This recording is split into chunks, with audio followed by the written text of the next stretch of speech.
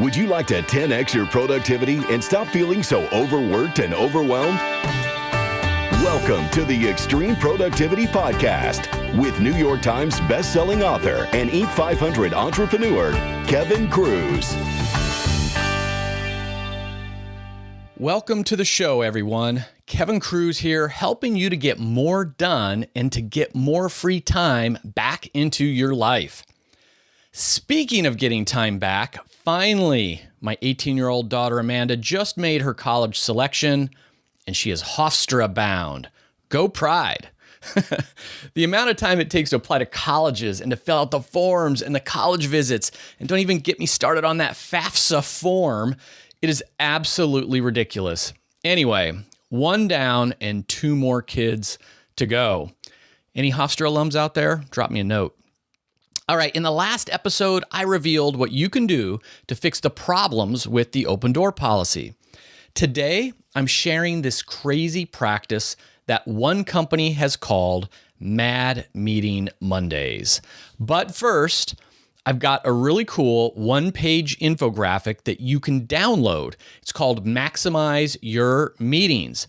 So it's a great tip sheet just for yourself.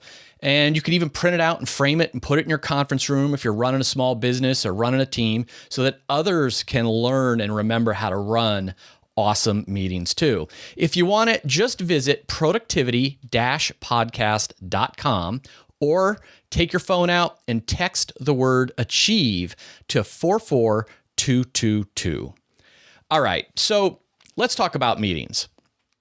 It was very interesting to me that when I was doing research for my book, 15 Secrets Successful People Know About Time Management, I asked Mark Cuban to give me his number one piece of advice.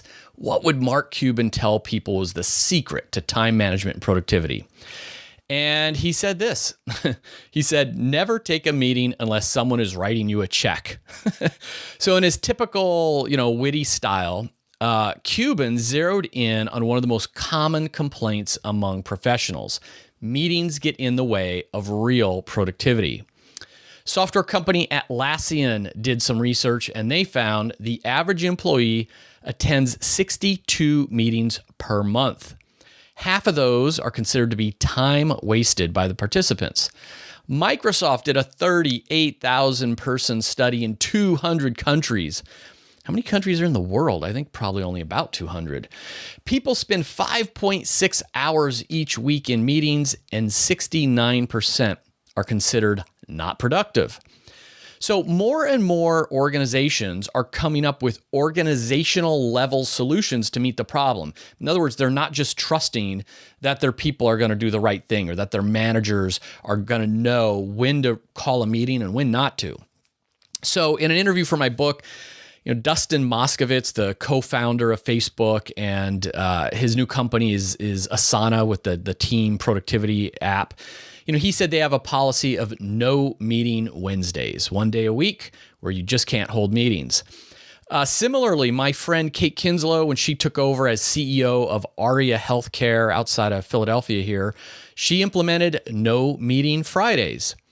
And I was reading in Fast Company magazine an article about Kelly Eidson, who's the co-founder of a startup called MoveLime. And they've banned meetings on Tuesdays.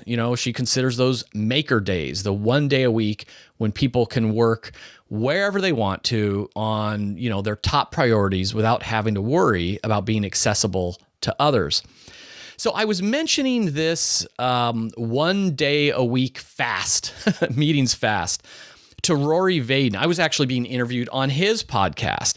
So Rory is the founder of Southwest Consulting, co-founder of Southwest Consulting. When I talked to him about, taking one day a week off of meetings, he laughed out loud and he says, Kevin, we only have meetings one day a week. Now, at first I thought he was joking. I'm like, really? And he says, yeah, we call it Mad Meeting Mondays.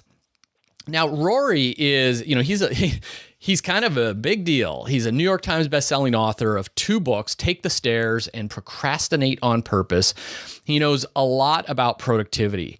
And I had never heard of a company that packs all of their meetings into a single day of the week.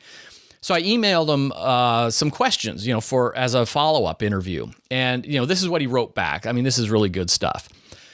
So he said, "We've decided that the next generation business is one where people will work flexible hours from multiple locations on a variety of projects." Now, right there, I'm going to repeat that. I mean, that is pure gold. I mean, just thinking about the future of work and setting yourself up to be successful over the next 10, 20, 50 years.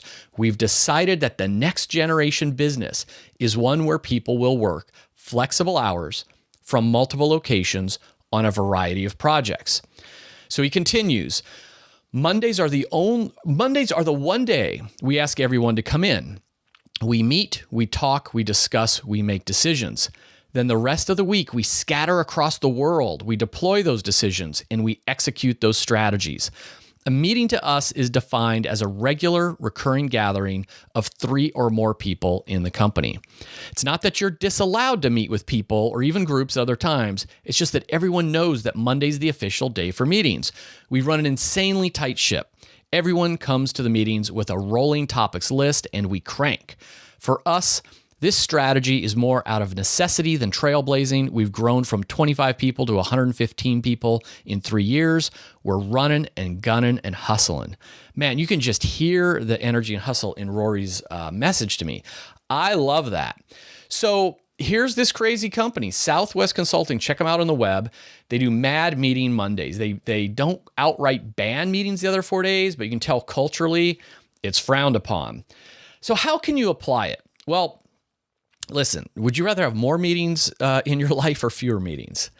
Right. That's what I thought. So, their idea of 4 days off from meetings might be too extreme for most organizations, might be too, just impractical for you and your world. But suddenly, this idea of taking 1 day off from meetings seems like a no-brainer. I mean, it seems very realistic. If there are companies out there that are only holding meetings on 1 day, can't you have 1 day that's meeting free?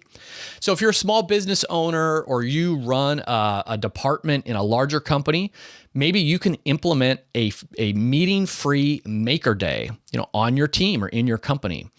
And, even if you're a mid-level manager in a large organization, you can't change the entire company policy.